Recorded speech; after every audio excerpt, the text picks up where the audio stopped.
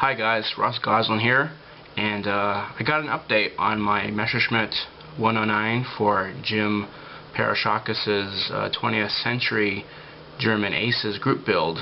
I know in my last video I said I wasn't going to do another update, but things came up, so I figured this might be a good opportunity to see where I am with the build. Alright, so most of the all the base painting's done. So all I got left is some washing and decals and gloss coats and things like that. So I just wanted to let you all check out the splinter camouflage that I applied on this model. So there we go. Hope I don't drop it. That would be unfortunate. So there we go. Yep.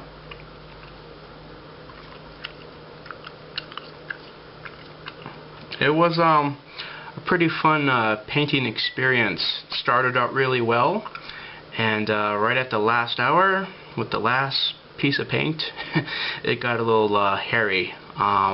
Definitely this is a challenging painting scheme. There's a lot of tape and a lot of paint, and need a lot of patience.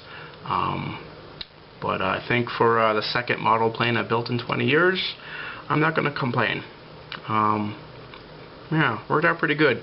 My only comments, I guess, is I used just like standard painter's blue tape. I think it's right over here, and it's good for painting walls. I guess I'll go and get some Tamiya paint next time.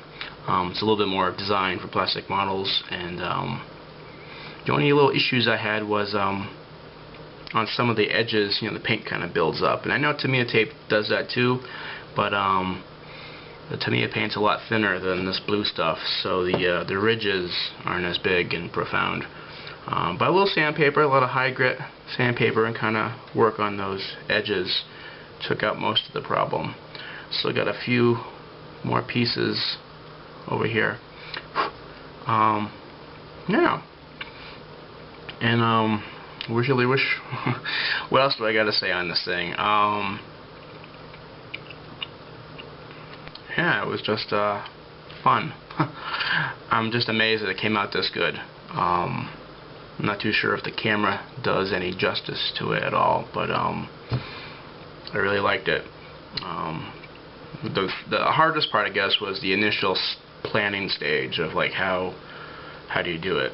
So I figured I'd use the RLM02 as kind of like the base coat, and then mask that like here and here and here, and then once that's masked, paint the next coat. I think it's like 70 or 71, and then mask that all, and then start off with the dark green, which there's not much on it. It's just located here and here, and on the propeller. But yeah, doing the light blue on the fuselage, that's where things just got crazy, at least for me.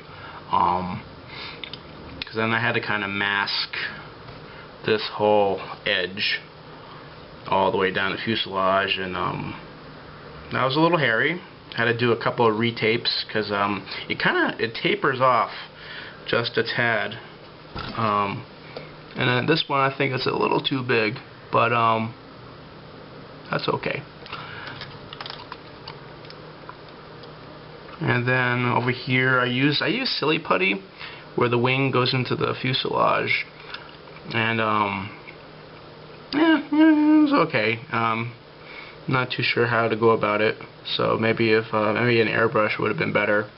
I did do some research on pictures and stuff, and I always I guess I'm starting to chuckle at model building, because this stuff was, I looked at some really close-up pictures, and that's just airbrushed, the real thing. The splinter, you can see like definitely the overspray on the edge.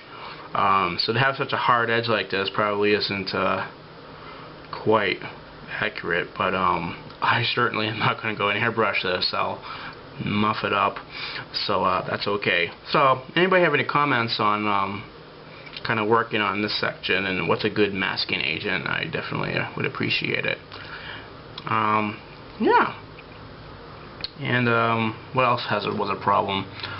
Let's see, I did this yesterday, and what was going on was a lot of model builders, like in the magazines and stuff, they'll just like drill out a hole and get a shaft, kind of like, stick it in and you can hold on to it.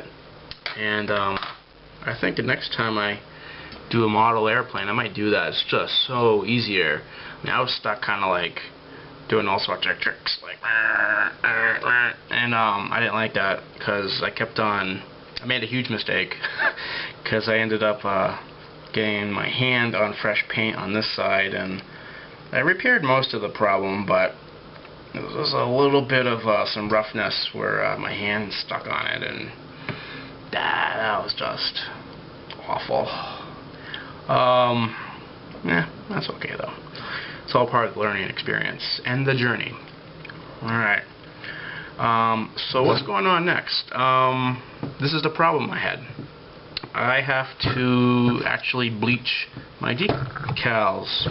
I'm a little disappointed that that happened.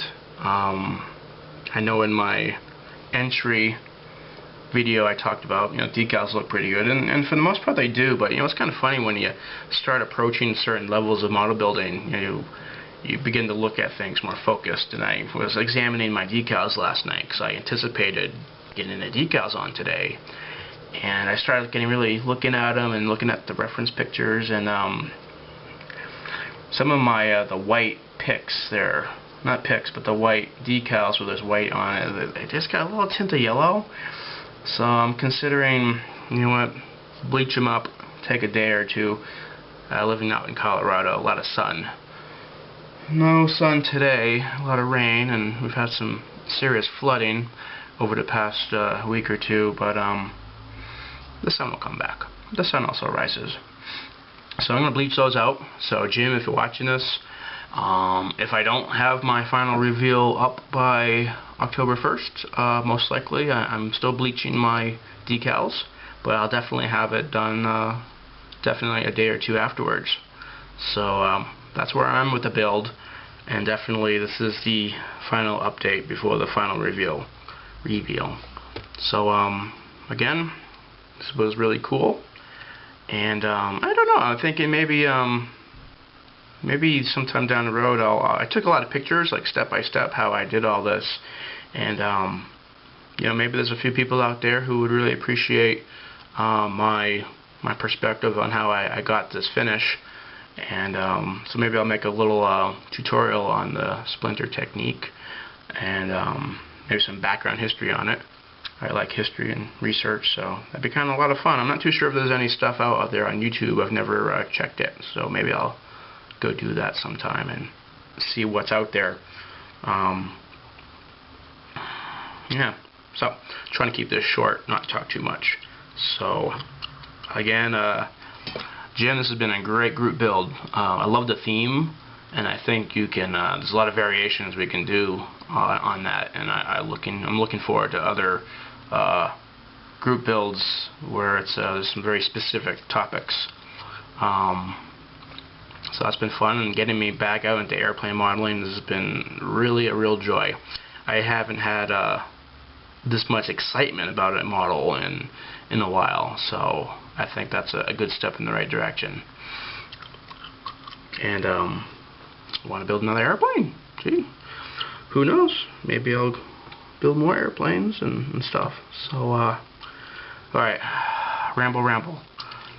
So, I do have to say thanks, Co-NC, for improving my airplane terminology. So, let's do a quiz.